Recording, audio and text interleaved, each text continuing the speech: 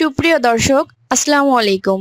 সবাইকে স্বাগত জানাচ্ছি আজকের গুরুত্বপূর্ণ সংবাদে। প্রথমেই জানিয়ে দিচ্ছি সংবাদ শিরোনাম, পরে বিস্তারিত।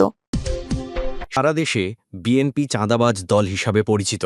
বিএনপির বিকল্প খুঁজছে মানুষ, মাসুদ কামাল। এদিকে ৩ দিন সকাল সন্ধ্যা হরতাল ঘোষণা, বিপদে ডক্টর ইউনূস। শুনছিলেন সংবাদ শিরোনাম, এখন বিস্তারিত।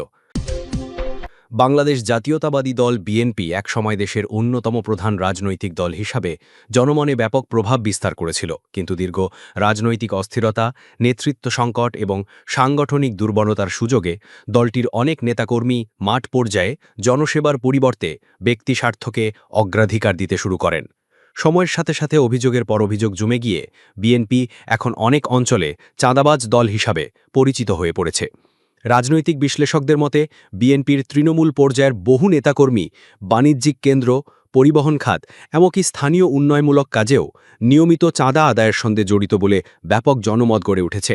অনেক ব্যবসায়ী ও সাধারণ মানুষ অভিযোগ করেছেন, দলীয় পরিচয়ের জোরে বিএনপির কিছু কর্মী জবরদস্তি করে অর্থ আদায় করে এবং তা না দিলে ব্যবসায়িক বা সামাজিকভাবে হয়রানির শিকার হতে হয়।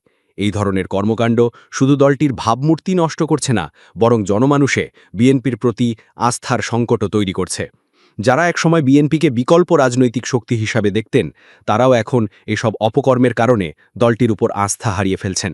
এ কারণে অনেক বিশ্লেষক মনে করেন, মাঠের রাজনীতিতে সক্রিয়তা বাড়ালেও বিএনপির প্রতি জনগণের সমর্থন পুনরুদ্ধার করা ক্রমেই কঠিন হয়ে যাচ্ছে। রাজনৈতিক অঙ্গনের বিশেষজ্ঞরা বলছেন, যদি বিএনপি নিজেদের চাঁদাবাজির অভিযোগ থেকে মুক্ত করতে না পারে এবং কঠোর সাংগঠনিক শৃঙ্খলা ফিরিয়ে আনতে না পারে, তাহলে দলটি ভবিষ্যতে যে কোনো নির্বাচনে জনগণের আস্থা অর্জন করতে ব্যর্থ হবে। জনগণের মনে দলটির ইতিবাচক ভাবমূর্তি ফিরিয়ে আনাই এখন বিএনপির সবচেয়ে বড় চ্যালেঞ্জ।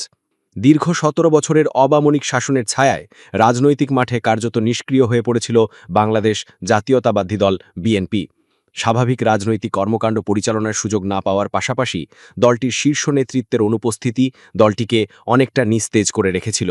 দলের চেয়ারপারসন খালেদা জিয়া ছিলেন কারাবন্দী, আর ভারপ্রাপ্ত চেয়ারম্যান তারেক রহমান নির্বাসিত জীবনে থাকার কারণে মাঠের রাজনীতিতে সক্রিয় ভূমিকা রাখা সম্ভব হয়নি। তবে গত জুলাইয়ে সংঘটিত অভ্যুত্থানের পর শেখ হাসিনার পতনের মধ্য দিয়ে যেন নতুন প্রাণ ফিরে পায় বিএনপি। দেশের বিভিন্ন প্রান্তে একের পর এক সভা সমাবেশ করে নিজেদের উপস্থিতি জানাতে দিতে শুরু করে দলটির নেতাকর্মীরা। আসন্ন জাতীয় সংসদ নির্বাচন ঘিরে দলটির সম্ভাব্য প্রার্থীরাও মাঠে সক্রিয় হয়ে উঠেছেন। রাজনৈতিক বিশ্লেষকদের মতে বিএনপি আবারও সরকার গঠনের লক্ষ্যে নতুন করে আশা দেখতে শুরু করেছে। তবে সমালোচনারও কমতি নেই। কিছু বিশ্লেষক মনে করেন, বিএনপি মাঠে যতই সক্রিয়তা দেখাক না কেন, দলটি জনগণের আস্থা পুরোপুরি ফিরে পায়নি। সম্প্রতি চ্যানেল 24-এর টকশো টক ১০০-তে অংশ নিয়ে সিনিয়র সাংবাদিক ও রাজনৈতিক বিশ্লেষক মাসুদ কামাল বলেন, সাধারণ মানুষ এখন বিএনপির চাঁদাবাজিতে অতিষ্ঠ হয়ে গেছে। আমি বিভিন্ন এলাকায় গিয়ে দেখেছি, মানুষ এখন বিএনপির বিকল্প খুঁজছে, কিন্তু তারা সেটা পাচ্ছে না। যদি সব বিরোধী দল একসাথে হতে পারত, তাহলে হয়তো একটি বিকল্প শক্তি তৈরি হতো। মাসুদ কামালের এই মন্তব্য রাজনৈতিক অঙ্গনে নতুন আলোচনার জন্ম দিয়েছে। বিশেষ করে বিএনপির বিরুদ্ধে একটি বিকল্প রাজনৈতিক শক্তি গঠনের সম্ভাবনা নিয়েই এখন আলোচনা বেশি। যদিও এখনও পর্যন্ত বিএনপির বিরুদ্ধে সরাসরি প্রতিদ্বন্দ্বিতা করার মতো কোনো শক্তিশালী জোট গঠনের আনুষ্ঠানিক ঘোষণা আসেনি। এদিকে ইসলামী ছাত্র শিবির সমর্থিত কয়েকটি দল, যেমন জামায়াতে ইসলামী এবং এনসিপি, একটি বৃহৎ জোট গঠনের চেষ্টা করছে বলে রাজনৈতিক মহলে খবর রয়েছে। বিশ্লেষকরা বলছেন, যদি এই জোট বাস্তবে গঠিত হয়, তাহলে আগামী নির্বাচনে বিএনপির সঙ্গে একটা হাড্ডাহাড্ডি লড়াইয়ের পরিস্থিতি তৈরি হতে পারে। অন্যদিকে ঢাকা বিশ্ববিদ্যালয় কেন্দ্রীয় ছাত্র সংসদ ডাকসু নির্বাচনে বিএনপি সমর্থিত বাংলাদেশ জাতীয়তাবাদী ছাত্রদল প্যানেলের ভরাডুবি হয়েছে। ২৮টি পদের মধ্যে ২৩টিতেই জয় পেয়েছে শিবির সমর্থিত ঐক্যবদ্ধ প্যানেল। এই ফলাফল জাতীয় নির্বাচনের ভোটধারার ওপর প্রভাব ফেলবে কিনা তা নিয়ে চলছে নানা বিশ্লেষণ। যদিও বিএনপি প্রকাশ্যেই পরাজয় নিয়ে কোনো মন্তব্য করেনি, দলীয় সূত্র জানায় তারা আড়ালে পরাজয়ের কারণ খুঁজতে শুরু করেছে। দলের নীতি নির্ধারণী পর্যায়ের নেতারা মনে করেন, ছাত্রদল এই নির্বাচনের জন্য প্রস্তুত ছিল না এবং বিশ্ববিদ্যালয়ের পরিবেশও তাদের জন্য অনুকূল ছিল না। অনেকেই বিশ্বাস করেন, ক্যাম্পাসে স্থিতিশীলতা বজায় রাখার স্বার্থে বিএনপি সমর্থিত শিক্ষকেরাও সক্রিয় রাজনীতি থেকে শিক্ষার্থীদের বিরত রেখেছিলেন।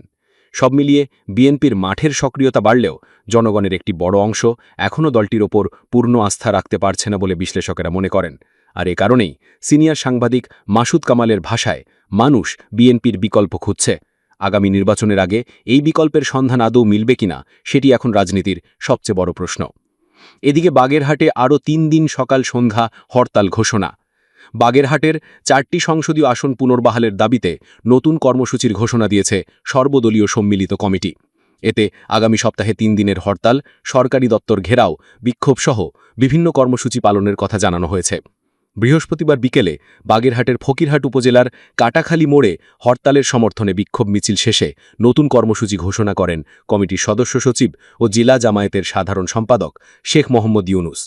সর্বদলীয় সম্মিলিত কমিটি ঘোষিত কর্মসূচি অনুযায়ী আগামী রোববার সকাল 8টা থেকে বিকেল 4টে পর্যন্ত জেলা ও উপজেলার সব সরকারি অফিস আদালত ঘেরাও এবং অবস্থান কর্মসূচি পালন করা হবে। সোম, মঙ্গল, বুধবার অর্থাৎ 15, 16 এবং 17ই সেপ্টেম্বর এই 3 দিন সকাল সন্ধ্যা হরতাল পালন করা হবে। রাতে সড়ক খোলা থাকবে। শেখ মোহাম্মদ ইউনুস বলেন, বৃহস্পতিবার সন্ধ্যায় টানা 2 দিনের হরতাল শিথিল হবে। আগামী শুক্র ও শনিবার প্রতিটি মসজিদে আমরা গণসংযোগ করব। এই 2 দিন কোনো হরতাল বা অবরোধ থাকবে না। রোববার ঘেরাও এবং সোম, মঙ্গল, বুধবার সকাল সন্ধ্যা হরতাল চলবে। নির্বাচন কমিশনকে অবশ্যই বিষয়টি গুরুত্বের সঙ্গে বিবেচনা করতে হবে, নইলে আরও কঠিন কর্মসূচি ঘোষণা করা হবে বলে তিনি হুঁশিয়ারি দেন। বৃহস্পতিবার সকাল থেকে জেলার বিভিন্ন সড়কে আগুন জ্বালিয়ে, বেঞ্চ বসিয়ে এবং গাছের গুঁড়ি ফেলে অবরোধ করে বিএনপি, জামায়াত সহ সর্বদলীয় সম্মিলিত কমিটির নেতাকর্মীরা। কমিটির দাবি অনুযায়ী জেলার 9টি উপজেলার অন্তত 200টি স্থানে নেতাকর্মী ও লোকেরা অবস্থান নেয়। এর ফলে বাগেরহাট কার্যত দেশের অন্যান্য জেলা থেকে সম্পূর্ণ বিচ্ছিন্ন হয়ে পড়ে এবং বিশেষ করে আন্তঃজেলা সড়ক যোগাযোগ সম্পূর্ণ বন্ধ হয়ে যায়। হরতালের সমর্থনে জেলার অধিকাংশ দোকানপাটও বন্ধ ছিল। এতে বাজার ব্যবস্থা অচল হয়ে পড়ে এবং স্বাভাবিক জীবনযাত্রায় মারাত্মক প্রভাব পড়ছে। ব্যবসায়ী জুম্মান শেখ জানান, দোকান বন্ধ রাখতে হচ্ছে, আবার মালামাল পরিবহন করা যাচ্ছে না। এতে প্রতিদিনই লোকসান গুনতে হচ্ছে। অন্যদিকে সর্বদলীয় সম্মিলিত কমিটি বৃহস্পতিবার ফকিরহাটের কাটাখালী মোড়ে জরুরি সভা করে। সভা শেষে নতুন ঘোষণা করে। সেই অনুযায়ী আগামী রোববার সকাল 8টা থেকে বিকেল 4টে পর্যন্ত জেলা ও উপজেলার সব সরকারি অফিসের সামনে অবস্থান কর্মসূচি পালন করা হবে। বাগেরহাট জেলা বিএনপির সাবেক প্রধান ও সর্বদলীয় সম্মিলিত কমিটির কো-কনভেনার এম.এ. সালাম বলেন, এই আন্দোলন কোনো দলের নয়, এটি জনস্বার্থের আন্দোলন। আমাদের ন্যায্য দাবি পূরণ না হওয়া পর্যন্ত আন্দোলন চলবে। জনগণের অধিকার আদায়ের জন্য আমরা শেষ পর্যন্ত রাজপথে থাকব।